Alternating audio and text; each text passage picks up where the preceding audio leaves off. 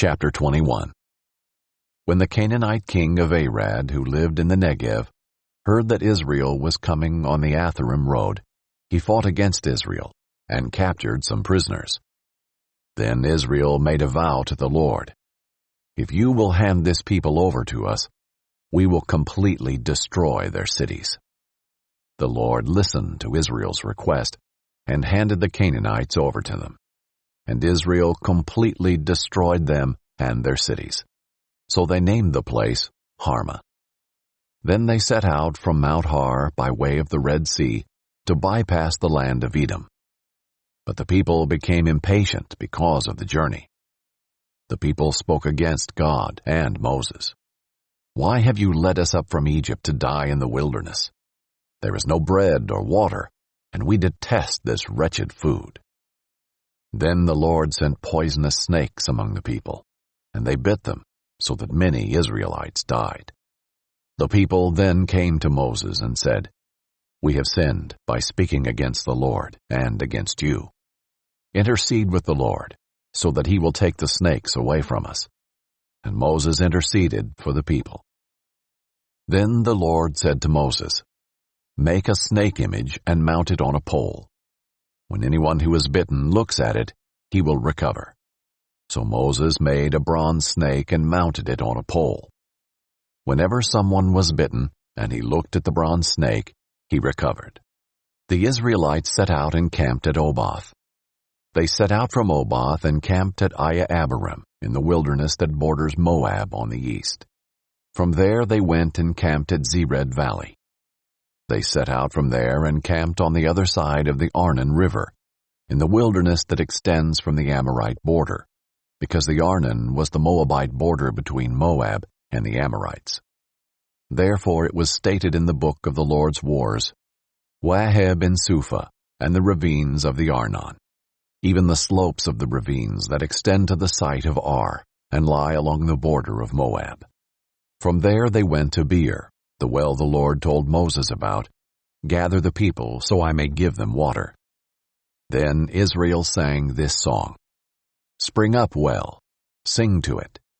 The princes dug the well, the nobles of the people hollowed it out with a scepter and with their staffs.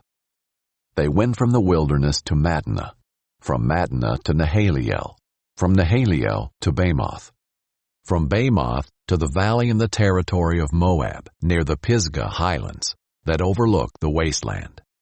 Israel sent messengers to say to King Sihon of the Amorites, "Let us travel through your land. We won't go into the fields or vineyards. We won't drink any well water. We will travel the king's highway until we have traveled through your territory." But Sihon would not let Israel travel through his territory. Instead, he gathered his whole army and went out to confront Israel in the wilderness. When he came to Jahaz, he fought against Israel.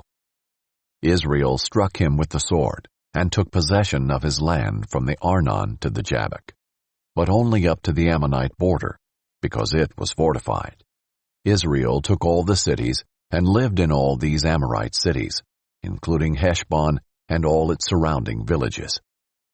Heshbon was the city of King Sihon of the Amorites, who had fought against the former king of Moab, and had taken control of all his land as far as the Arnon.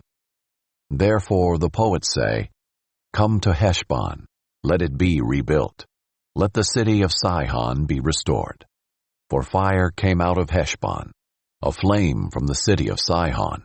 It consumed Ar of Moab, the citizens of Arnon's heights. Woe to you, Moab! You have been destroyed, people of Chemosh." He gave up his sons as refugees, and his daughters into captivity to Sihon the Amorite king. He threw them down.